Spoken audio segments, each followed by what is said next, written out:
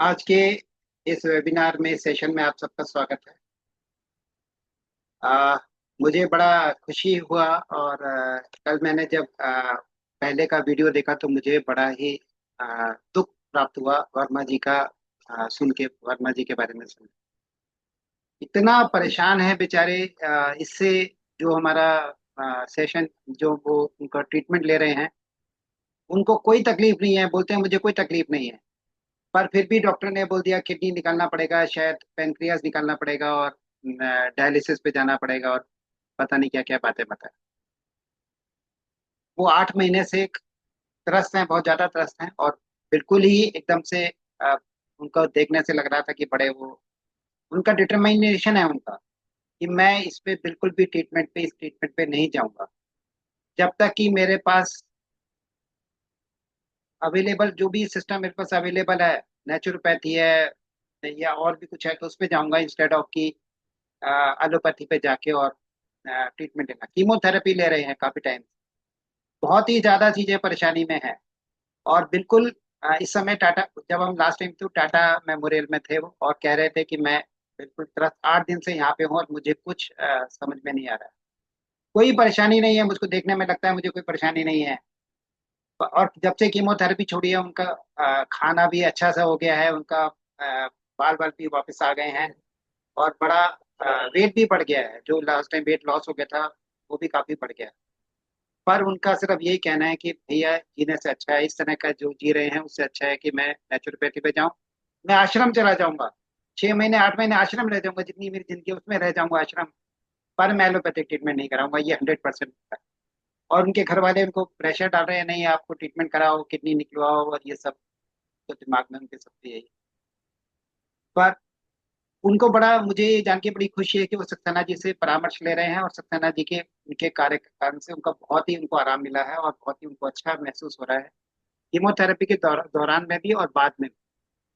और इस तरह से हमारा जो जिंदगी इस तरह का हो गया है कि हमें बहुत घबराहट होने लगी है। जब भी हम एलोपैथी का बात करते हैं, डॉक्टर्स की बात करते हैं, तो हमें घबराहट होने लगी है।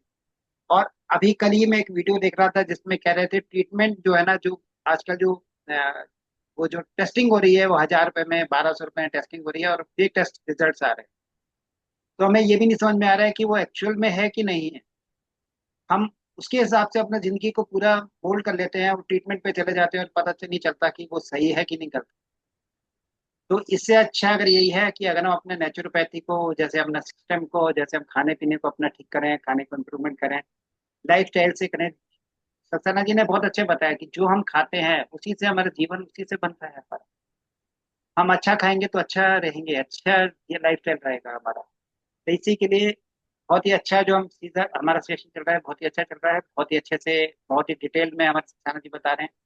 लास्ट टाइम कैल्शियम के बारे में बताया उन्होंने, और शायद पोटेशियम के बारे में बताया या फास्फोरस के बारे में बताया। और अभी उनको आगे जो है ना, आज शायद पोटेशियम के बारे में बताएंगे। तो धीरे धीरे करके बहुत माइक्रो न्यूट्रिएंट चाहिए हमको, बहुत माइक्रो क्वांटिटी में चाहिए, पर उस माइक्रो क्वांटिटी, उसमें प्लस माइनस करने से उसी में अगर सिस्टम मिलता है प्रॉपर तो सही सिस्टम हो जाता है, नहीं मिलता तो गड़बड़ हो जाती है। जैसे उन्होंने बताया कैल्शियम और सोडियम, कैल्शियम और विटामिन डी, इनका बहुत क्लोज संबंध है इनका। ऐसे ही विटामिन विटामिन का आपस में इनका सब रिलेशनशिप आपस में है। तो हम सक्सेना जी से रिक्वेस्ट करेंगे कि आगे जो हमारे को, जो हमको जिंक वगैरह और जो हमें मेटल्स के बारे में, मिनरल्स के बारे में बताएं।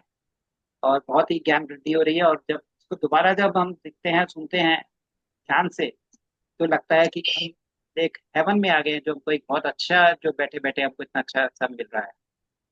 बहुत ही मेहनत करते हैं सक्सेना जी। और मैं ये भी रिक्वेस्ट करूंगा कि जो किसी से पीड़ित भी हैं, अगर किसी किसी चीज से समस्या से जूझ रहे हैं, तो सक्सेना जी से परामर्श लें, सक्सेना जी के पास जाएं, सक्सेना जी का जो ट्रीटमेंट लें, तो उनको 100% आराम मिलने वाला है। हमें बहुत ही उनके ऊपर विश्वास है, बहुत ही इसी विश्वास के कारण हम ये सेशन उनके के साथ करते हैं और वेट करते हैं कि कब सक्सेना जी का वो टाइम है और सक्सेना जी हम को खाते हैं। तो मैं सक्सेना जी को रिक्वेस्ट करूंगा, सक्सेना जी प्लीज आगे अपना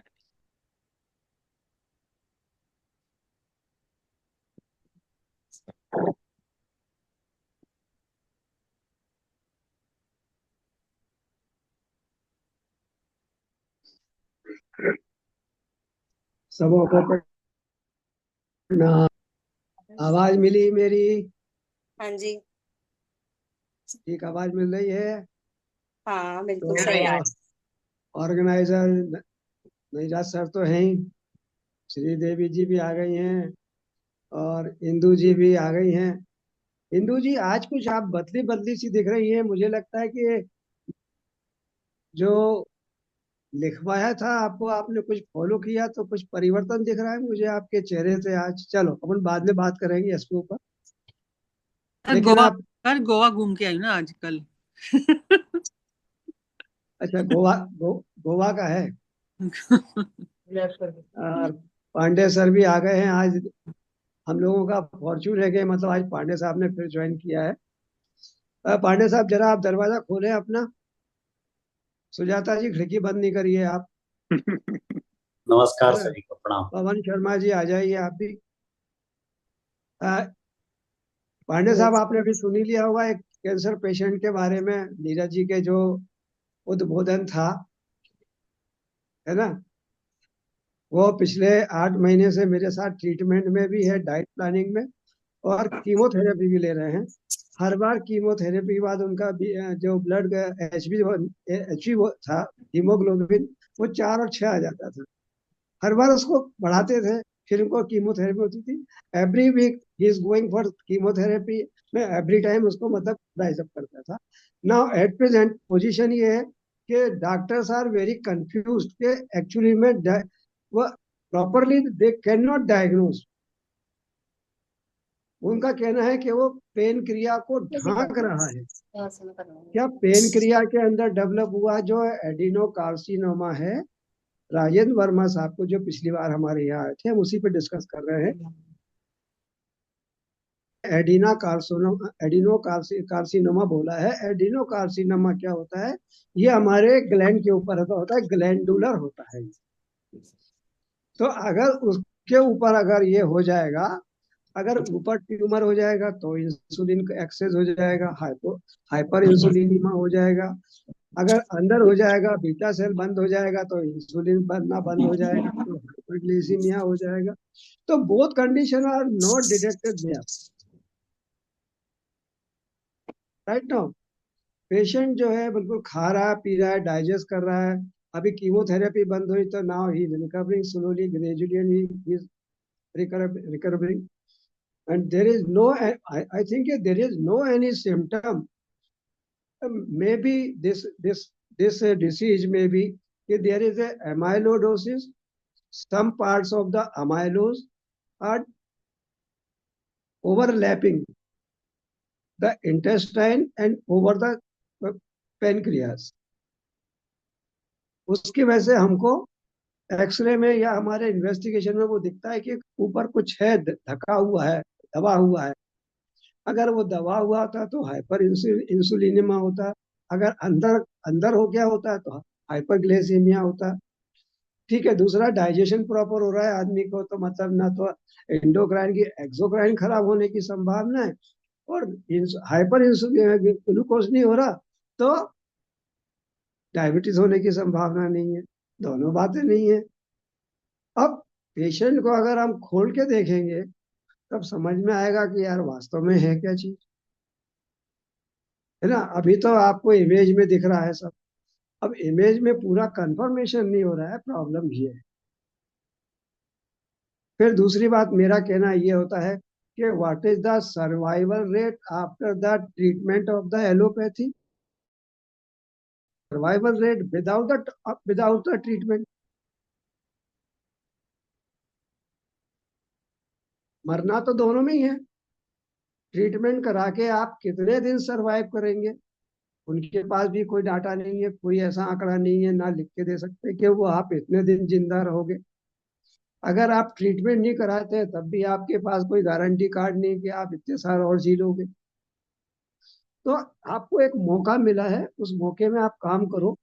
और दूसरी बात यह है कि ये स्थितियां क्रिएट ना हो। ये जूम का मीटिंग का मतलब प्रिवेंशन है।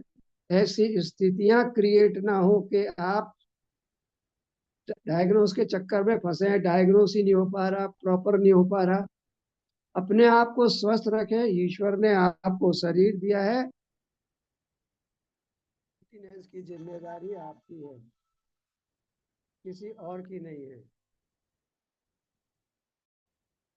बात कर रहे हैं हम लोग, भोजन पे चल रहे हैं, इसके बाद हम डीएनए पे बात करेंगे। डीएनए का भी बड़ा रोल है हमारे भोजन के साथ में। और इसी के साथ में जब हमारा डीएनए डिस्टर्ब होता है तो हमें बीमारियां आती हैं। तो हम धीरे धीरे बहुत एडवांस लेवल पे जा रहे हैं, जहां अभी साइंटिस्ट लोग काम कर रहे हैं। वहां आज आप लोगों को अब सुनने को इसके बाद मिलेगा, जैसे ये चैप्टर पूरा होगा फिर अपन then we will go on the DNA. जिंदगी के कितने सुर हैं? वैसे तो 7 सुर है, सारे गामा पाधा नीसा।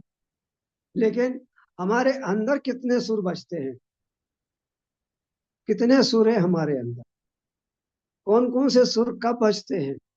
कौन सी बीमारी आती है? हम उस पर भी बात करेंगे आज, जो बहुत जिसके ऊपर साइंटिस्ट लोग 1850 से काम कर रहे हैं। और बाय द ग्रेस ऑफ आप लोगों के आशीर्वाद से मेरे पास वो सारी रिसर्चें हैं, सारे पेपर्स मेरे पास में हैं, जो जो अपडेट्स हैं वो भी मेरे पास में है। Then I will share with you.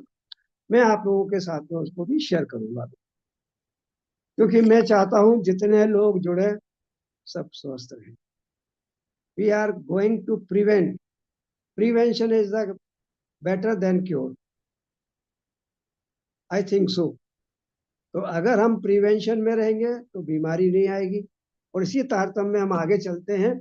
एक बात पूछता हूँ, आप लोगों ने रेगुलर क्लास अटेंड की है, कि क्या होगा अगर 500 mg की 6 गोली कोई पेशेंट खा ले तो क्या होगा? विटामिन सी की 500 mg की 6 गोली अगर कोई पेशेंट खा ले तो क्या होगा? कुछ नहीं होगा, कुछ नहीं होगा, विटामिन सॉल्युबल है ना, वाटर सॉल्युबल है, सब निकल जाएगा बाहर। कुछ नहीं होगा। कैलकुलेट करिए, 500 से इंटू 6 से कितना mg हुआ? 3000। क्या होगा 3000 खाएगा तो? सर बॉडी तो थ्रो कर ही देगी, है जी? बॉडी बाहर निकाल देगी एक्स्ट्रा जो होएगा। कैसे निकालेगी? वाटर सॉल्युबल है ना, वाटर सॉल्युबल। वाटर कैसे निकालेगी? ये था, what is the mode of secretion? Urination, कैसे बाहर? Urination. By perspiration, urination. Good, very good, very good, बहुत बढ़िया। और अगर कोई दिन में 3 विटामिन बी के कैप्सूल खा ले तो क्या होगा? तब भी सेम सिस्टम है, ये ये भी वाटर सॉल्युबल है ना, सेम है। इंदु जी, आपका क्या कहना है? सर बी बी जो बी है वो अंदर स्टोर हो जाता है। बी जो बी विटामिन है ना, बी नहीं स्टोर अच्छा, होगा। स्टोर होता है बी। नहीं, नहीं। विटामिन बी, विटामिन बी के बी अगर कैप्सूल ट्यूबल है, खा बी लेगा, वाटर ट्यूबल है। हम्म। है ना, तो ओके। डिफरेंस करना सीखो, which vitamin is the water soluble and which vitamin is the fat soluble. Fat soluble. Fat soluble vitamin जो है वो हमारी बॉडी में स्टोर होते हैं, हम्म। और उनकी एक्सेस क्वांटिटी क्या करेगी? टॉक्सिन टॉक्सिन करेगी, बनाए। टॉक्सिन बनाएगी। Right no? तो 6 गोली मतलब 3000 mg अगर आदमी विटामिन सी की गोली खा लेगा तो उसको लूज मोशन लग जाएंगे, डायरिया हाँ। होगा। ठीक है? तो इस इस विधि को क्या बोलते हैं? इसको बोलते हैं विटामिन सी फ्लश। अच्छा। सर हम खास हम कर सकते हैं इसको बोलते हैं विटामिन सी फ्लश। हमको किसी पेशेंट को अगर उसके विटामिन को उसका डोज फिक्स करना है कि कितना डोज वो सूट करेगा उसको, तो उसको 6 गोली एक एक करके खिलाते जाते हैं। जब उसको डायरिया आ जाता है तो डायरिया बंद करने की कोई दवाई नहीं देते, और वापस हम डोज फिक्स कर देते हैं कि भाई 1500 mg दिन में 3 गोली दे सकते हैं तो विटामिन सी की। विटामिन सी किस काम में आता है? बोन।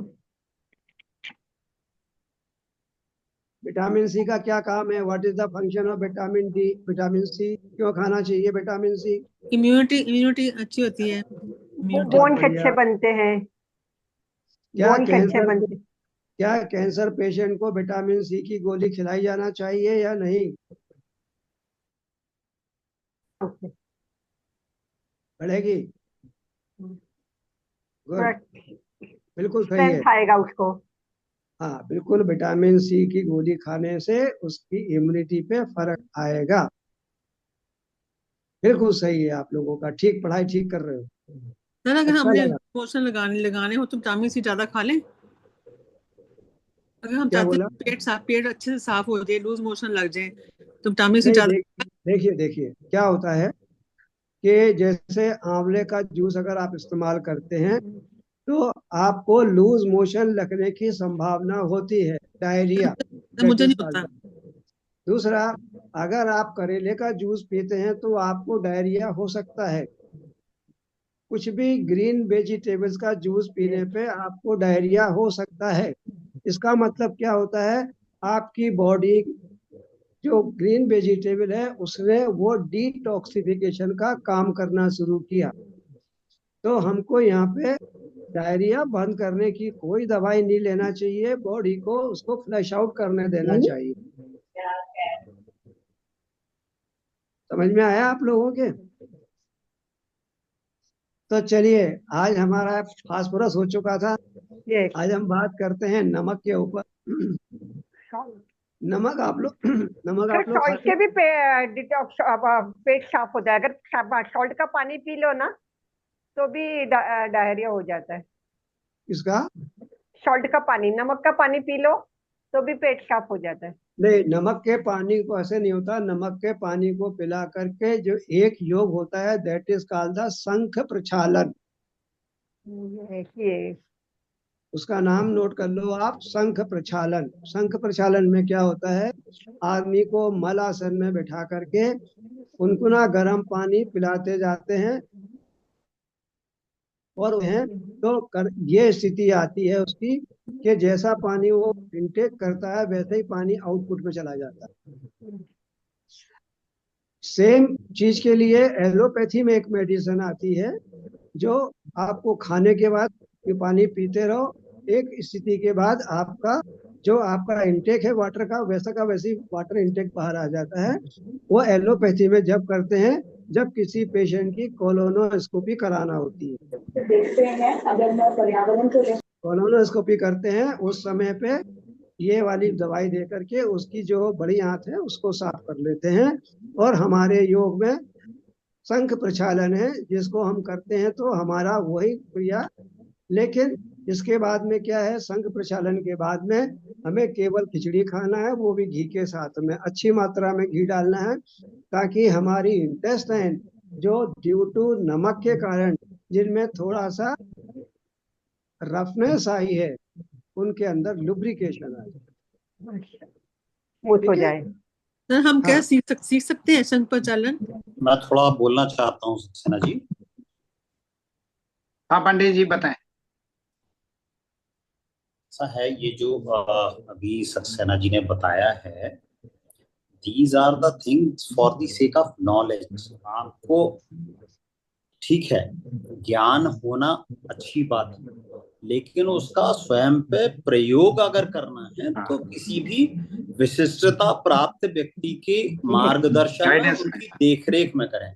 राइट। ठीक है, क्योंकि ये जो प्रक्रियाएं हैं ये बहुत ही एस्टेब्लिश्ड हैं, ऑफ कोर्स उनका आपने, लेकिन ऐसा नहीं कि हर कोई हर स्थिति में आप कर सकते हैं। शंख प्रक्षालन मैंने पिछले लगभग 3 वर्ष में 2 बार किया है और अच्छी बात है वो। और जब तक की आवश्यकता ना हो, एक तो उसकी करने की जरूरत नहीं है। दूसरा ये होता है कि आपके शरीर की स्थिति क्या है। अभी क्या हुआ, जब मैं दूसरी बार ये ले रहा था, एक संस्था है हमारी जिसमें मैं योगा टीचर हूँ जिसका, तो हमारा उसका एक समागम होते हैं 6 महीने में, 1 साल में, तो वहाँ एक ये प्रक्रिया भी कराते हैं शंख प्रक्षालन की। तो एक व्यक्ति आए, वो ट्रेनिंग उनका हुआ नहीं था, थोड़ा मोटे थे, उनको बीपी वगैरह का इश्यू था, और उन्होंने शंख प्रक्षालन लिया और हुआ ये कि वो पूरा का पूरा पानी शरीर का निकल गया। मार्गदर्शन लिया नहीं उन्होंने। उनका जो साल्ट्स थे वो पूरे एकदम नेचुरली, जब दस्त लगते हैं पेट खाली हो जाता है, पूरी तरह से खाली हो जाता है, तो वो एकदम से साल्ट उनके कम हो गए। साल्ट कम हुआ तो उनका बीपी डाउन हो गया। And sudden drop in BP is very very dangerous. Sudden drop और sudden increase in anything, whether it is कोई व्यक्ति हाइपोग्लाइसेमिक, हाइपरग्लाइसेमिक, कुछ भी हो सकता है, लेकिन सडन अगर हो रहा है तो सडनली कोई दवा दे करके नीचे ले आना या सडनली किसी को ऊपर ले आना, वो ठीक नहीं है, वो शॉक लगता है बॉडी को, and it can be dangerous, it can be life threatening too. तो इसलिए इतना काशन रखिए। अभी सक्सेना जी जो बता रहे हैं आप उसको ध्यान से सुने, जानकारी लें, घर पे एकदम से प्रयोग मत करने लगिए। अगर आपको करना है तो इनके मार्गदर्शन में करिए या किसी संस्था विशेष में जाकर करिए। नेचुरोपैथी क्लिनिक्स होते हैं, योगा क्लिनिक्स होते हैं, वहां जाके आप करें ताकि आपके पैरामीटर्स मॉनिटर हो सके, सामने वाला देख सके कि आपकी मेडिकल स्थिति क्या है। Thank you.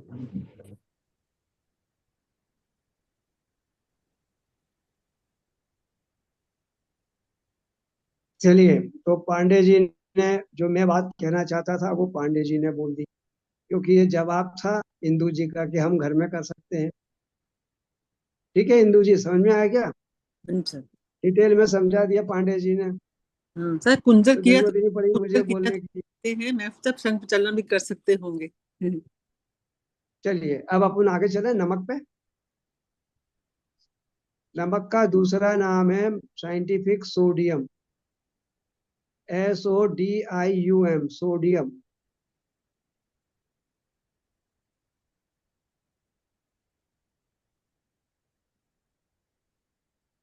वाटर बैलेंस में काम आता है। इसको केमिकल इसका नाम है NaCl, मुझे मालूम है तो बता देता हूँ मैं आपको, NaCl, सोडियम क्लोराइड।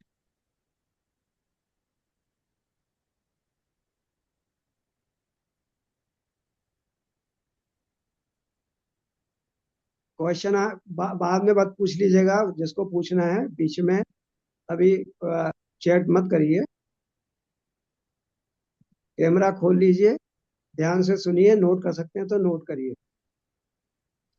तो सोडियम क्लोराइड या सोडियम जो है वो क्या करता है, हमारी बॉडी में वाटर करता है।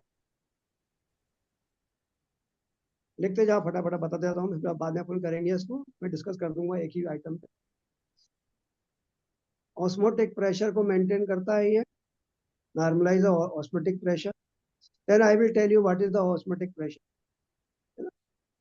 एसिड बेस को रेगुलेट करता है, regulate the nerve impulse, muscles construction, और हाइड्रोजन, ये कार्बोहाइड्रेट में हाइड्रोजन का मॉलिक्यूल होता है। ऑक्सीजन भी होता है कार्बोहाइड्रेट के अंदर, कार्बन भी होता है ना। तो ये जो है नमक जो है, सोडियम जो है, वो कार्बोहाइड्रेट और प्रोटीन को डाइजेशन और एब्जॉर्प्शन में मदद करता है। कितना खाना चाहिए? मैक्सिमम 2 ग्राम विदिन 24 आवर्स, इससे ज्यादा नहीं। मैक्सिमम, इससे कम चलेगा लेकिन ज्यादा नहीं।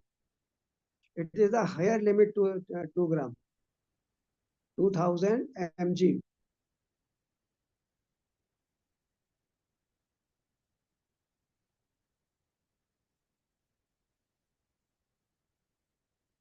जितने भी हमारे ये प्रोसेस फूड है उनमें नमक तो होते ही है, जितने भी अचार हैं उनमें नमक होते ही है, जितने भी पिकल्स वगैरह आप लोग खाते हैं सब में नमक बेस है। तो मिलेगा कहाँ से? ये मिल जाएगा आपको, इसको तो मिलना आसान है, घर में मिल जाता है। इसी की एक दवाई बनती है होम्योपैथी में, that is called the natrum mu,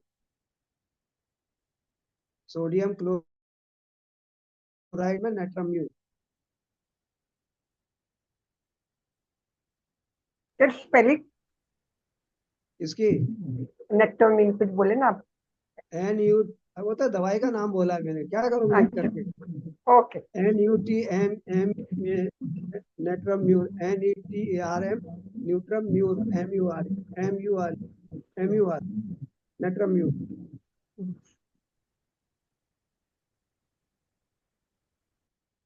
क्या होगा इससे? कम हो जाएगा तो उल्टी आएगी, नौशिया होगा, हेडेक होगा, सर दुखेगा, मसल्स में दर्द होगा, मसल्स पेन होगा, मसल्स स्पाज होगा, मेंटल कंफ्यूजन होगा,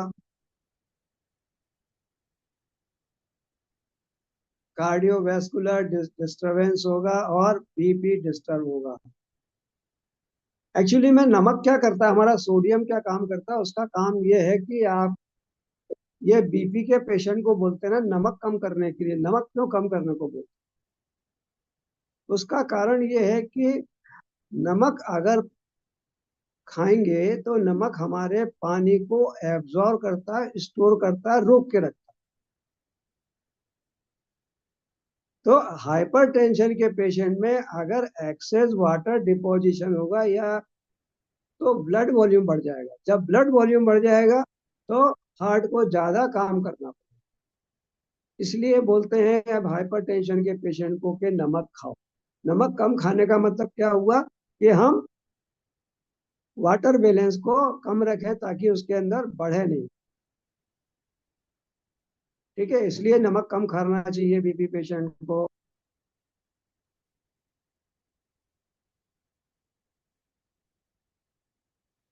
ज्यादा खा लेंगे तो क्या हो सकता है? उल्टी हो सकती है ना, डायरिया लग सकता है ना। खाना है मैक्सिमम 2 ग्राम। वैसे सब्जियों के अंदर भी उनका खुद का सोडियम होता है। ठीक है, कहाँ मिलेगा? सब जगह मिल रहा है, सब्जियों में मिल रहा है, प्रोसेस फूड में मिल रहा है, आपके घर में आपके रखा हुआ है।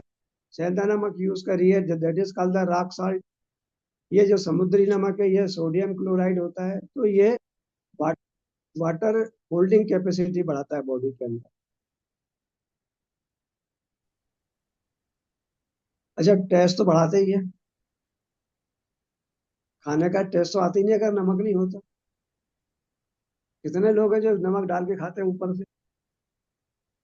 तो सब्जी में ऊपर से नमक डाल के मत खाइए, क्योंकि जो भी लोग खाते हैं उनको हाइपरटेंशन की संभावना तो बनती बनती है, क्योंकि आपकी बॉडी के अंदर एक्स्ट्रा एक्स्ट्रा जो सेल्यूलर फ्लूइड है और जो पोटेशियम है वो हमारी बॉडी खुद भी मेंटेन करती है। आपको बहुत ज्यादा पेन लेने की जरूरत नहीं है कि आप ऊपर से नमक खाएं। नमक को मैं तो बोलता हूँ 1.2 ग्राम और 1 ग्राम तक अगर आप खाते हैं with in 24 hours, it is the good and best for the your health. क्योंकि ऑस्मोसिस ऑस्मोसिस क्या होता है कि अगर हम अपनी स्किन को अगर पानी में डाल दें, जो लोग काम करते हैं पानी का बहुत, जैसे महिलाएं काम करती हैं पानी का, कपड़े धो रही हैं, बर्तन मांज रही हैं, सब कर रही हैं, तो आप देखेंगे आपकी स्किन के ऊपर एक रूखापन आ जाता है।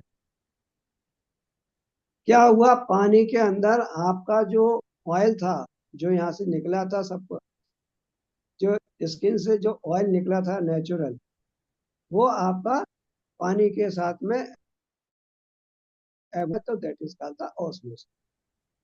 ठीक है, वैसे ऑस्मोसिस जो है जब हम डीप में जाते हैं, क्योंकि ब्लड प्रेशर में ऑस्मोसिस का बड़ा रोल है। जितना भी हाइपर टेंशन है, हाइपर टेंशन एक्चुअली में आता कैसे है, उसकी बहुत अलग फिजियोलॉजी है।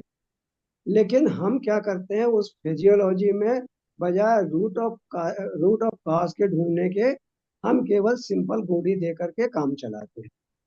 अगर हम वाकई में उस पर काम करें तो ब्लड प्रेशर को नियंत्रित बिना दवाई के भी किया जा सकता है, बशर्ते सामने वाला उतना अपने आप में एजुकेटेड हो जाए तो वो कर सकता। हर आदमी नहीं कर सकता उसको।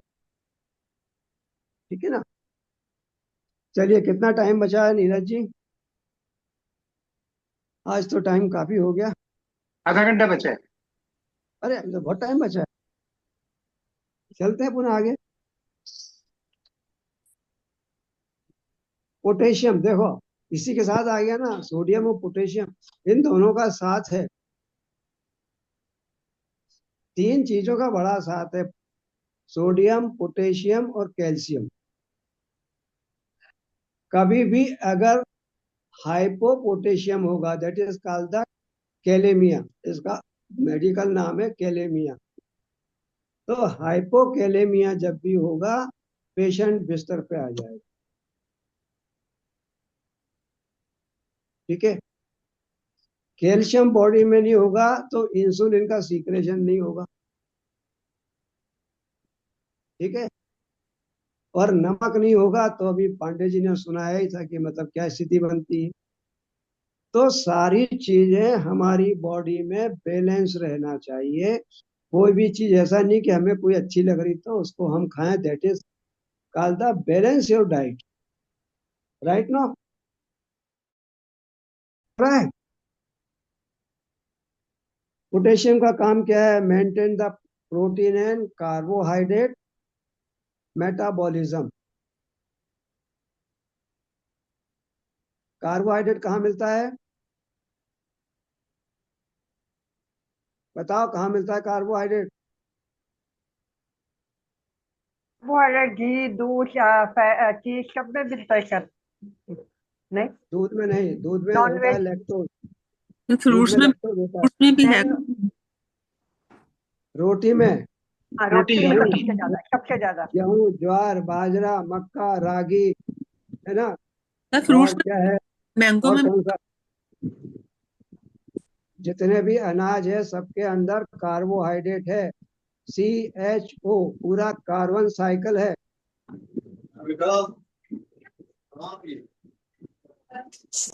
ठीक है, तो कार्बोहाइड्रेट और प्रोटीन, प्रोटीन कहाँ में मिलता है हमको? आटे में, प्रोटीन कहाँ में मिलता है? आटे में, आटे में। आटे में बहुत कम होता है प्रोटीन, चने में मिलता है, अच्छा, हाँ, प्रोटीन। अंडे में मिलता है, सोयाबीन में मिलता दालों है में, दालों में। है ना। तो इनमें हमको प्रोटीन पनीर, मिलता है। पनीर में भी है। पनीर में भी है, जो जो डेयरी है उसमें भी है का अपना प्रोटीन। ठीक है, ये नॉर्मलाइज करता है ऑस्मोटिक प्रेशर को, पोटेशियम।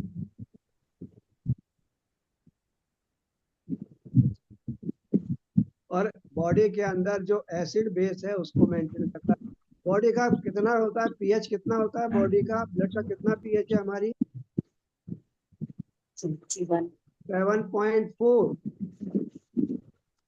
pH balance। का जो ब्लड का पीएच है वो 7.4 है। इससे ज्यादा हो जाएगा तो क्या होगा, और इससे अल्कलाइन। कम होगा तो क्या होगा, है ना। ठीक है, तो बॉडी का पीएच मेंटेन करना चाहिए हमें। उसके लिए हमें क्या करना चाहिए? पानी पीना चाहिए और अपनी बॉडी को डिटॉक्सिफिकेशन वाटर बना के पीना चाहिए। वो कैसे बनेगा वो अगली बार बताएंगे। अभी कि घर में डिटॉक्सिफाई वाटर कैसे बना सकते हैं हम। कितना खाना चाहिए? 4 से 4.4 ग्राम, इससे ज्यादा नहीं। तो हमारे भोजन में अगर हम ठीक से भोजन करते हैं तो हमारे भोजन में सब मिलता है। हमें अलग से सप्लीमेंट करने की कोई आवश्यकता नहीं है जब तक कि कोई पर्टिकुलर डिसीज ना हो।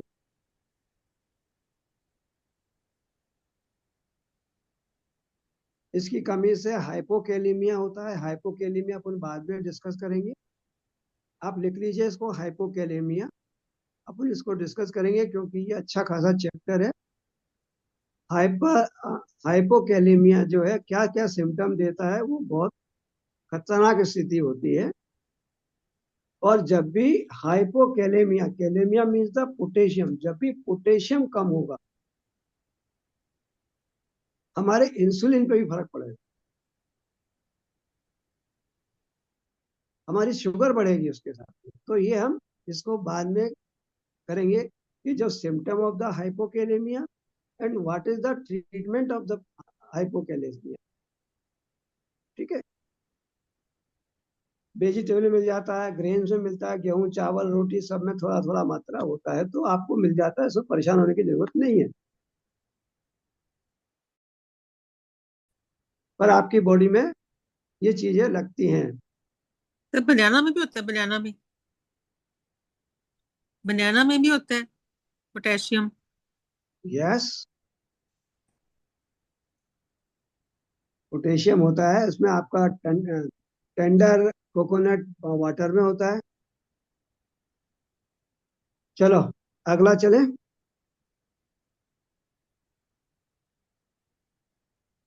सर एक क्वेश्चन है, कितना टाइम बचा नीरज जी? ये है 22 मिनट। बहुत टाइम है अभी। अपन और एक ले लें, उसके बाद अपन क्वेश्चन आंसर करें। हाँ रे, क्यों इंदु जी? हाँ सर ठीक है। आप लिख लो आपका क्वेश्चन जो है, अपन उसकी बात करते हैं।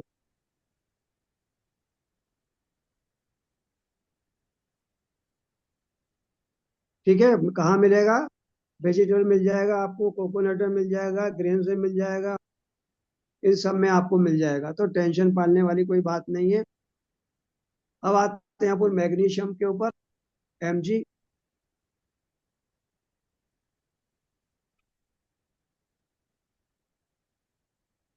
पवन शर्मा साहब, आपको समझ में आ रहा है?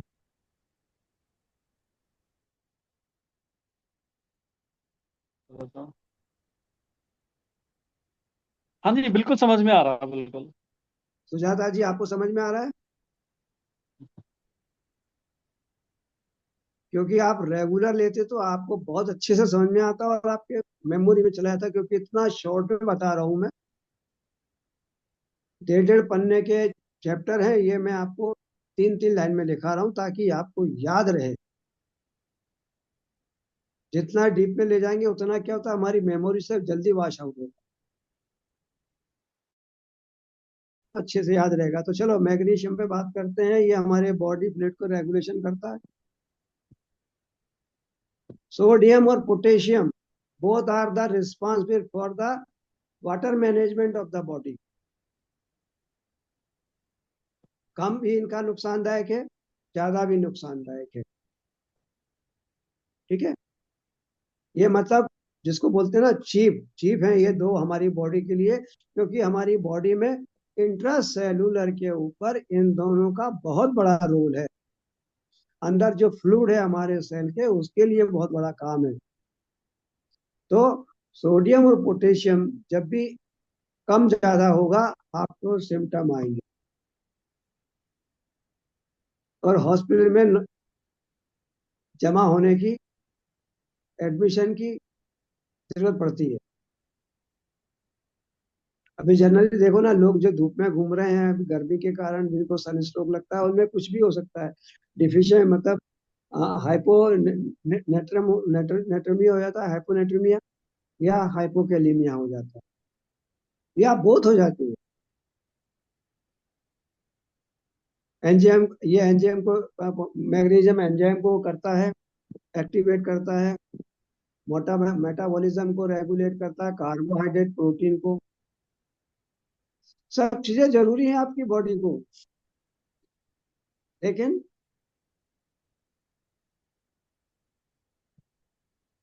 क्लोरोफिल में सबसे अच्छी बात है, मैग्नीशियम की अच्छी मात्रा कहाँ मिलेगी हमको? वो मिलेगी हमको ग्रीन पत्तियों में, green vegetables, green leafy vegetables. क्यों क्यों मिलेगी उनमें? उनमें इसलिए मिलेगी कि जो पढ़ा है आप लोगों ने फोटोसिंथेसिस, तो फोटोसिंथेसिस जो होता है, तो क्लोरोफिल जो है उसके अंदर मैग्नीशियम डिपॉजिट होता है। और मैग्नीशियम क्या है, हमारी हीमोग्लोबिन के साथ में जब रिएक्ट करता है, आप लोगों ने नाम सुना होगा ग्रीन ब्लड का, सुना है आप लोगों ने नाम? गेहूं के जवारे, ग्रीन ब्लड। yes, yes. तो ग्रीन ब्लड एक्चुअली में क्या है, वो जितनी भी हमारी ग्रीन वेजिटेबल्स हैं उनके अंदर मैग्नीशियम होता है ड्यू टू द ये सिंथेसिस ऑफ द क्लोरोफिल। आपके हीमोग्लोबिन में होता है ferrum. Ferrum means the iron. उसके न्यूक्लियाई में, उसके सेंटर में, उसकी न्यूक्लियाई में क्या है, फेरम है, Fe। इसमें क्या है, इसकी न्यूक्लियाई में Mg। दोनों रिएक्ट करते हैं, जो ग्रीन जो जूस है कन्वर्ट इन द ब्लड, तो that is called the green blood. जो कैंसर पेशेंट है या जो बहुत ज्यादा क्रिटिकल पेशेंट है उनको बोलते हैं भैया आप गेहूं के जवारे का पानी ये पियो। तो जितने भी ग्रीन वेजिटेबल के जूसेस हैं, they all are green blood, in the category of the green blood.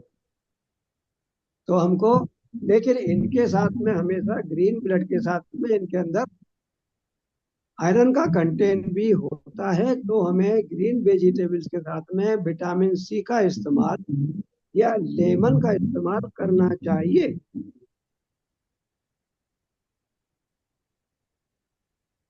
समझ में आ गया?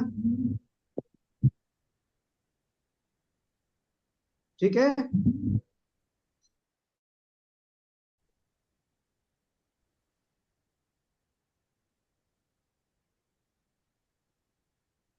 इसकी कमी जो है वो मिलती है हमको सबसे ज्यादा लीवर सिरोसिस में, जब लीवर का कैंसर होता है।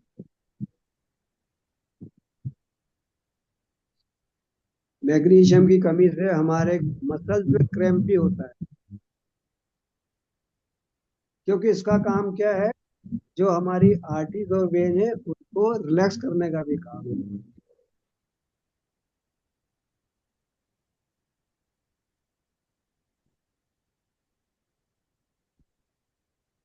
जो लैक्टिंग मदर है, जो दूध पिला रही है बच्चों को, जो है उनको ग्रीन वेजिटेबल का जूस ही पीते रहना चाहिए, ताकि बच्चे को पोटेशियम भी मिलता रहे। मैंने लास्ट टाइम भी बताया था, अभी फिर बता रहा हूँ कि प्रेगनेंसी के ड्यूरिंग ड्यूरिंग द प्रेगनेंसी या ड्यूरिंग द फीटल एज, बच्चे को बोलते हैं पेट में दर्द तो बोलते हैं फीटल एज। तो फीटल एज में अगर माँ का न्यूट्रिशन प्रॉपर नहीं है तो बच्चे को आने वाली लाइफ, लेटर ऑन लाइफ में उसको बीमारियां आएंगी आएंगी। डायबिटीज आने की संभावना रहती है लेटर ऑन में, और भी कई बीमारियां। और कई बच्चों को आपने देखा होगा कि ऑटिज्म होता है, किसी का जो है लेट माइलस्टोन। मतलब लेट माइलस्टोन क्या है, उनका जो मानसिक विकास है वो बहुत धीरे धीरे होता है या नहीं होता। तो जिनका नहीं होता है दे कॉल्ड मेंटल रिटायर्ड, और जिनका स्लो होता है तो उनको बोलते हैं डिलेड माइलस्टोन। तो क्या होता है कि जब माँ को during the pregnancy proper nutrition ना मिला हो, या मिला हो तो वो बॉडी के अंदर एब्जॉर्ब या डाइजेस्ट या सिंथेसिस नहीं हुआ हो, इस कंडीशन में बच्चे को बीमारी, जो जस्ट बॉर्न वाले बच्चों में बीमारी होती है, और कुछ बीमारी होती है 35 साल के बाद, किसी में 20 साल के बाद। तो उसका जो कारण है, मेन कारण कहाँ से आता है, मदर से, कि उस टाइम पे मदर को प्रॉपर न्यूट्रिशन नहीं मिला है, उसके कारण बच्चे को ये बीमारियां आ रही है। इसके ऊपर अभी रिसर्च जारी है और भी लोग कोशिश कर रहे हैं जानने की कि बॉडी में कैसे मालूम करें कि न्यूट्रिशन बराबर सिंथेसिस हो रहा है या नहीं। ठीक, चलो 3 हो गए आज, सोडियम, पोटेशियम और मैग्नीशियम। राइट नाउ, हाँ अब चलो, किसका प्रश्न था?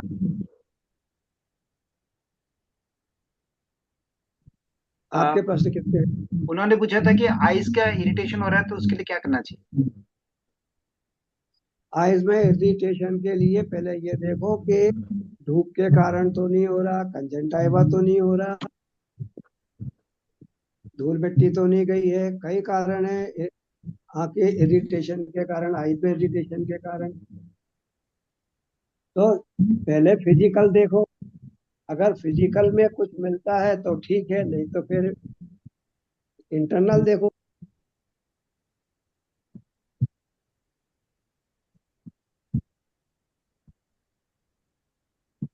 विटामिन में अब मिनरल पे आ गए हैं हम, किसी को कुछ संदेह रहा हो तो पूछ सकते हैं।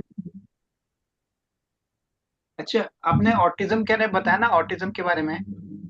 अभी जी ऑटिज्म किसी को है तो क्या उसको क्या करना चाहिए, ठीक थोड़ा कुछ थोड़ा बेटर हो जाए। सर देखिए, एक तो जो मनमा थेरेपी डॉक्टर सुनील जोशी से हम सीख के आए थे, इसीलिए सीख के आए थे कि हम जो ऑटिज्म करें। ठीक सर। हम्म। दूसरा क्या है, अब चूंकि हम लोग डाइट पे भी काम कर रहे हैं तो we should have to change the diet. Okay. ठीक है ना। तो अब हमारे पास एक हथियार और हो गया कि हम डाइट के साथ भी उसको प्रयास कर सकते हैं ठीक करने का। जैसे मैंने आपको पिछली बार बोला था कि food is the chemical message to our cellular level. Right right. ठीक है ना। तो अब चूंकि माँ को डिफिशियंसी थी न्यूट्रिशन की, माँ को ऑक्सीजन नहीं मिला, माँ की मन स्थिति उस समय क्या थी ड्यूरिंग द प्रेगनेंसी, वो सारी चीजें जो है उसका भुगतान जो है वो बच्चा भुगतता है जिंदगी भर। एक्चुअली अब पेरेंट्स देखो भी ना परेशान रहते हैं। है। और वैसे भी हमारे यहाँ जितनी भी महिला हैं वो मतलब ना तो अपने प्रति जागरूक होती हैं और ना बहुत ज्यादा अपने परिवार के प्रति जागरूक होती हैं। उनको केवल एक ही काम आता है, खाना बनाओ, घर के काम निपटाओ, जय राम जी की। नहीं, जैसे आपने वो लास्ट टाइम बताया था कि खाने में दाल चावल रोटी सब्जी बना के दे दिया, बस खाना हो गया। तो जैसे वही ऑटिज्म है में ना। तो परेशान तो फैमिली भी इस समय है ना, बहुत ज्यादा परेशान है, मदर भी परेशान है। जब वो और बच्चों को देखती है और अपना बच्चे को देखती है तो लगता है कि मैं क्या करूं। तो वही बात है ना, तो सीखो। देखिए, इतनी महंगी क्लास है ये जो फ्री में हो रही है आपकी वजह से। ये मतलब जो मैं बता रहा हूँ आपको, ये इसके अगर पैसे लूँ ना तो 1 लाख रुपए चाहिए मेरे को इसमें। लेकिन चूंकि यहाँ पे आपको फ्री मिल रही है तो इसकी वैल्यू नहीं है। जिस दिन ये डाइट प्लानिंग ये पूरा तरह से जैसा भी कर रहे हैं ऐसे अगर हम सिखाना शुरू करेंगे एक एक चीज को खोल खोल के, तो 3 महीने का क्लास, 1 लाख रुपए फीस, आदमी हंस के देगा और बड़े गौरव से बोलेगा कि मैंने वहां सीखा।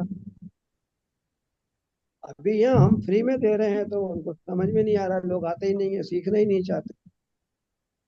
अरे पहले अपने भोजन को समझो, फिर अपनी बॉडी को समझो, है ना। जब आपका शरीर स्वस्थ रहेगा, आपका पेट सही रहेगा, भरा हुआ रहेगा, तब तो आप आत्मा परमात्मा की बात करोगे, ठीक बात है ना। सारी जितनी भी विधाएं हैं, पढ़ाई लिखाई सब कुछ जो है वो केवल इसी बात पे है कि शरीर स्वस्थ हो और पेट भरा हो। अब दोनों ही अगर गड़बड़ हो तो आदमी के कोई काम की चीज नहीं है। लाखों रुपया घर में पड़ा रहे, अगर बीमार है तो किसी काम का नहीं उसके। ठीक बात। अच्छे अच्छा अच्छा भोजन पदार्थ रखा हुआ हो और अगर उसको लीवर का कैंसर हो तो कोई काम का नहीं उसके लिए। डायबिटीज वाले के लिए मीठा काम का नहीं, बेचारा तरसता रहेगा देख देख के। तो प्रिवेंशन करिए ना अपनी बॉडी में। अच्छा, आप आज आप लोगों के पास एक बात बता दूं, मैं 2 काम मैंने किए हैं। आप लोग सुन लें जो मेरे रेगुलर वाले हैं। मैंने 3 जून से टोटल अनाज को छोड़ दिया है। बाप रे, अच्छा। 3 जून से टोटल अनाज बंद, नो ग्रेन्स एट ऑल। आज कितनी हो गई, 15 हो गई, 12 दिन हो गए हैं मुझे। मैंने ग्रेन नहीं लिया है, मैं सब पार्टियों में भी जा रहा हूँ, सब कर रहा हूँ, उसके बाद भी ग्रेन का इस्तेमाल बिल्कुल नहीं किया मैंने। हाँ, केवल प्रोटीन इस्तेमाल किया है मैंने। मिल्क है, दही है, ठीक है, ये हुई सब्जियां हैं वो, या कच्ची सब्जी, जैसे मैंने कच्ची भिंडियां खाई। जो जो कच्चा खा सकता हूँ वो कच्चा खा रहा हूँ मैं। ठीक। तो उस दिन श्रीदेवी जी आपका प्रश्न था ना कि हम कैसे छोड़ेंगे अनाज, ये छोड़ के बैठा हूं मैं, लेकर फ्रूट्स भी खा रहे ठीक हो, है फ्रूट ना। खा रहे हो फ्रूट्स? चलो, ये सब खाने से पेट भरता नहीं है। जो रोटी खाई और चावल खाया उससे ऐसा लगता है खाया कुछ। वो साइकोलॉजिकली एक्चुअली। हाँ हाँ हाँ, वो तो है, but how to come out of it. अच्छा मालूम है, मैं सवेरे का उठा हूँ 5 बजे का, 5 बजे उठा। मेरे को एक मतलब हमारे लोग हैं, उनका एक कैंप था बीमा कुंज भोपाल में, पांडे जी जानते होंगे, मुझे भोपाल के हैं। तो बीमा कुंज में एक कैंप था, काफी बड़ी कॉलोनी है। वहां पे 8:45 मैं पहुंच गया, वहां से कैंप निपटाया। 10:30 पे वहां से भागा, और 11 बजे आपके सामने। 10:50 पे? हाँ मतलब 10:30 में वहां से भागा था।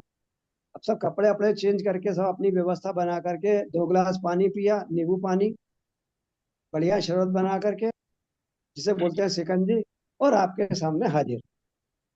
कहीं लग रही है एनर्जी खत्म है। तब चीनी खा रहे हो? चीनी शिकंजी में चीनी खा रहे हो? 2 गिलास में आधा चम्मच। ओह, ओके। ठीक है। हम्म। सर फ्रूट्स खा रहे हो, फ्रूट्स? अरे कहाँ मिल रहे हैं फ्रूट्स मैडम, घर से बाहर नहीं जा पा रहा हूँ। अच्छा। अभी गया था तो टाइम नहीं था मेरे पास, भागता हुआ गया, भागता हुआ आया। वहाँ 10-12 पेशेंटों की शुगर चेक करी, सबको भाषण दिया। मतलब वहां भी बोलता रहा, पानी भी नहीं पिया वहां पे। घर आके 2 गिलास पानी पिया। और फिर 1 घंटा पूरा बोले अभी? फिर 1 घंटा पूरा पूरा लगे बोलने के लिए। नहीं नहीं, तो रॉ फूड खाने से तो बॉडी की एनर्जी बढ़ती है, आपकी ताजगी ज्यादा रहने वाली है। ये तो बहुत अच्छा आपने जो शुरू किया है, ग्रेट। मगर इसकी प्रेरणा नहीं कहाँ से मिली जी आपको? पांडे जी, ये बात क्या थी कि जो जिनके साथ में मैं काम कर रहा हूँ, अगर मैं उनको बोलता हूँ तो वो बोलते कैसे पॉसिबल है। तो ऐसे पॉसिबल है जब मैं खड़ा हूँ आपके सामने। मैंने छोड़ा, टोटल छोड़ा। घर में रोटियां पड़ी हैं, मतलब ईश्वरी कृपा से ऐसा कुछ नहीं है जो मेरे पास खाने को नहीं हो। क्या भरपूर है, इतनी कृपा है ईश्वर की, मैं खत्म ही नहीं कर पा रहा हूँ। आजकल मेरी वाइफ गई हुई है, सबसे अच्छी बात क्या है, मेरी वाइफ बाहर गई हुई है। ठीक है, तो और बढ़िया मौका हो गया। ठीक है। अच्छा, मुझको फायदा ये हुआ कि ग्रेन छोड़ने से मुझको रोटी बनाने की झंझट से फुर्सत मिल गई। नहीं तो कुकर लगाओ, दाल बनाओ, नहीं तो चावल बनाओ, नहीं तो दलिया बनाओ, नहीं तो रोटी बनाओ, नहीं सब्जी बनाओ।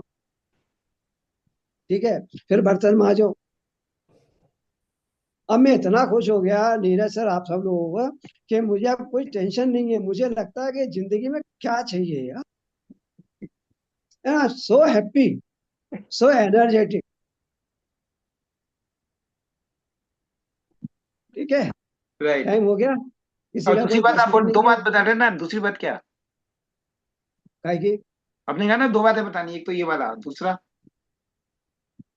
एक फास्टिंग, एक उन्होंने अनाज नहीं खाया, और एक उनके मैडम नहीं है घर पे। दो हो गई ना।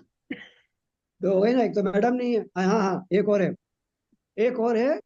मैंने मई से, और मेरा 19 तारीख को मई से मैंने क्लास शुरू की थी। और मेरा एग्जाम है 19 जून को, then my class will be finish. और वो क्लास काय की थी, वो थी कैंसर बायोलॉजी एंड इम्यूनोथेरेपी। अच्छा। उसका सर्टिफिकेट आ जाएगा, मैं आप सबके सामने रखूंगा, आप लोगों के साथ कॉन्ग्रेचुलेशन काम सर, करते करते। कॉन्ग्रेचुलेशन। ये वाली क्लास भी मैंने पूरी कर ली है, cancer congratulation sir, biology congratulation. And cancer immunotherapy. ठीक है। वाह। तो इसीलिए जब मुझे पूरा मालूम है कि कैंसर आता कैसे है, अब कोई कंफ्यूजन नहीं है मुझे। वाह। ठीक है। अब मेरा काम ये है कि जो कैंसर है, जहां मेरी सेल साइकिल में गड़बड़ हुआ है, जहां गड़बड़ हुआ है, वहां मुझे डाइट से वो रोल पैदा करना है जहां दवाई काम। And I will do that one, और हो जाएगा वो। Yes, you will do एक it, sir. एक उदाहरण वर्मा जी यहीं आप लोगों के सामने आए थे जो Yes, sir. आए थे ना, लास्ट संडे थे। पहले पढ़ाई की, फिर क्लास ज्वाइन की, और फिर पढ़ाई की। 1 घंटे की क्लास होती थी और 4 घंटे खुद पढ़ना पड़ता था।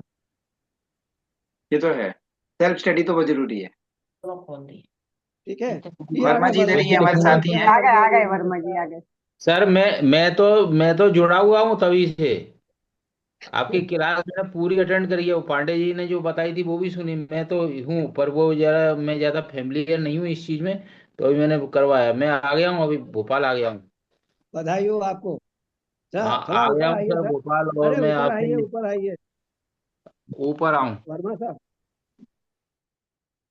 बड़ा शर्ट खुश लगा भाई फटाफट। आपको देखे हमारे ग्रुप को ऊर्जा आ जाती है सर। है सर। Yes, yes, yes. जी अभी सर जी। आज पहले भी आपकी बात हुई, जो इंट्रोडक्शन हुआ आज वो केवल आपके बारे में हुआ, नीरज सर ने दिया। जी जी जी। ठीक है, शर्ट ला दे चलिए। यार। अब ये हमारा पूरा ग्रुप आपकी मदद करेगा और कोशिश करेंगे कि आपको जितने दिन भी आप हैं स्वस्थ रहें। सर एक बात है सर, ये गेहूं छोड़ने वाली बात जो है ना सर, हाँ, ये बड़ी आपकी जो है विल पावर को मजबूत करती है सर। अगर विल पावर आदमी में हो तो वो सब कुछ कर सकता है। मैं मतलब मैं आपको सही बताऊं, अब मैं क्या बताऊं आपको, मैं तो बहुत सोचता हूं कि कर पाऊं, लेकिन नहीं कर पा रहा मैं। अब देख लो ना, वर्मा जी आपके सामने बैठा हुआ है। है ना। सही अब बात तो है सर, आपने जो अब है तो वास्तव अब तो में। सुनो, हाँ फीस जी। लिया बता, फीस लिया बता देंगे कैसे कैसे गेहूं छूटेगा। अरे सर, फीस वीस तो क्या आपके लिए वो मायने नहीं रखती, पर वो तो आप मजाक करते रहते हो। फीस वीस तो सब ठीक है, कोई दिक्कत नहीं है। फीस तो अब ठीक है, मिल जाएगी। फीस में क्या है सर। आप छोड़ दोगे आराम से, और जैसे ही छोड़ोगे आप ना, आप देखो आप, लोग बोलते हैं कि मतलब कार्बोहाइड्रेट छोड़ने से या अनाज छोड़ने से आपको मतलब न्यूट्रिशन डिफिशियंसी होगी, आप बिस्तर में आ जाओगे, बहुत ज्यादा हो जाएगा। बट मैं यहाँ बैठा हूँ, 3 तारीख से मेरे लास्ट रोटी खाई है, उसके बाद रोटी नहीं खाई। जी जी। कोई रोटी नहीं, कोई ब्रेड नहीं, कोई बिस्किट नहीं। कल अब रसगुल्ले सक्सेना कल, साहब एक चीज बताओ मुझे आप थोड़ा सा, अगर अपन बाद में बात कर लें क्या अलग से। हाँ बाद में सभी बात का करेंगे, टाइम बिल्कुल। खराब खराब नहीं करें अपन। नहीं सभी का नहीं करेंगे हम टाइम खराब। नहीं नहीं, सभी का बट टाइम क्यों बर्बाद होगा, सबका ज्ञान बढ़ेगा। आप जो शेयर करोगे, हाँ, जो यहाँ ये साझा होगा, नहीं नहीं, उसको मतलब आप अपन सकारात्मक सोचिए, आपको जैसे we कुछ will बढ़ मिलेगा। also जाएंगे get सर। knowledge, हमको भी नॉलेज मिलेगा। जी तो पांडे सर, साहब, के सब सर को तो, सक्सेना साहब को तो मालूम है, मेरे बड़े भाई का लड़का भी डॉक्टर है, और मेरा लड़का भी लगभग डॉक्टर ये फाइनल में है वो। तो वो जो है दोनों के दोनों मेरे को बहुत अच्छी तरीके से इंसिस्ट कर रहे हैं कि आप जो है कीमोथेरेपी करवाओ। वहाँ मैं अभी बॉम्बे में 10-12 दिन रहा था। उन्होंने मेरे को एक जो है कोई नली होती है, वो हाथ से डालेंगे और हार्ट के बाल्ब तक जाएगी वो, और उसके बाद वो फोन फ्री करके एक दवाई आती है, उसको वो मेरे को वो करेंगे, 24 घंटे चढ़ाएंगे। और ये ऐसी मेरी कितनी साइकिल होंगी, 4 साइकिल होंगी, और मुझे वहाँ लगभग 1.5-2 महीने रहना पड़ेगा अब, क्योंकि बार बार आना जाना संभव नहीं हुआ। कल मैं एम्स में भी गया था, तो उन्होंने कहा कि आप एक एक साइकिल वहाँ पूरी करवा के आ जाओगे तो हम यहाँ कंटिन्यू आपको कर सकते हैं। है ना। तो अब मेरे सामने दिक्कत ये आ रही है कि मैं बच्चों की बात मानूं, कि मतलब अगर मैं बच्चों की बात नहीं मानता हूँ तो अब वो क्या बताऊँ मैं आपको, मेरे मेरी मेरी स्थिति बहुत मतलब बेकार हो गई है। नहीं, लंग में है क्या? नहीं साहब, sir sir pancreas. Pandey please हाँ? सर, मैं बता रहा हूँ। सर मेरे पेनक्रियाज में है, और पेनक्रियाज को उसने पूरे पेनक्रियाज को कवर कर रखा है। अगर आप कहेंगे तो मैं आपको रिपोर्ट भी भेज दूंगा सर। शब्द और सर सर इसकी, शब्द सुनिए। 1 मिनट वर्मा साहब, शब्द सुनिए आप पंचो। इनका क्या कहना है कि पेनक्रियाज को ढक रखा है, मतलब ओवरलैप्ड अब मुझे नहीं मालूम ओवरलैप है कि अंदर है, वो मुझे नहीं मालूम। है ना। क्योंकि मैंने अभी आप लोगों को स्थिति क्लियर की थी कि अगर अंदर होता तो क्या होता और ऊपर अगर गठान होती तो क्या होता। लेकिन इनका भी कहना ये है और डॉक्टरों का भी कहना ये होगा कि ओवरलैप कर रहा है, मतलब ढांक रहा है उसको, उसके ऊपर दबा रहा है, पर अभी दबाया नहीं उसको। हाँ, और अब वो वर्मा जी कंटिन्यू।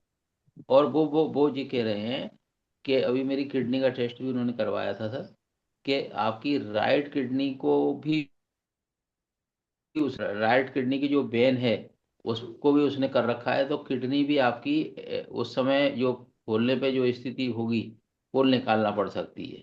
अब बच्चे जी कहते हैं कि पिताजी करवाओ इसको, नहीं तो जो चीज़ खराब है उसको रखने से क्या फायदा, और बोले कि ये इंसुलिन वगैरह और ये सब की तो हम मैनेज कर लेंगे। अब मतलब बहुत मतलब मैं अब अच्छा मेरी सर 12 नहीं कीमो, वर्मा जी, तो आप वर्मा जी आप एक बार, किस दृष्टि से निर्णय ले रहे हैं, किस जी हैसियत से आप निर्णय ले रहे हैं? आप किस हैसियत से निर्णय ले रहे हैं?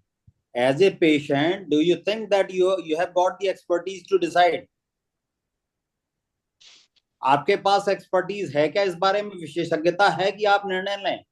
जब आपका नहीं बेटा है, नहीं है, डॉक्टर है, नहीं आप है, नहीं, बता रहे हैं, नहीं है, नहीं है, और मुझे मेरे पास कोई सर तो विशेषज्ञता जब नहीं है। सर हमारे मेरा पास विशेषज्ञता नहीं होती तो हमें विशेषज्ञ के ऊपर छोड़ना पड़ता है, ऐसा है वर्मा जी। बिल्कुल जैसे बिल्कुल कि बिल्कुल। सक्सेना जी जो कह रहे हैं, आप उन हम्म, चीजों को फॉलो करें शब्दशः, लेकिन साथ साथ चूंकि वो पैनक्रियाज में है, चूंकि वो किडनी तक फैल चुका है, तो जी जी उसको सर, इमीडिएट अगर आप नहीं रोकेंगे तो वो फैल तो रहा है।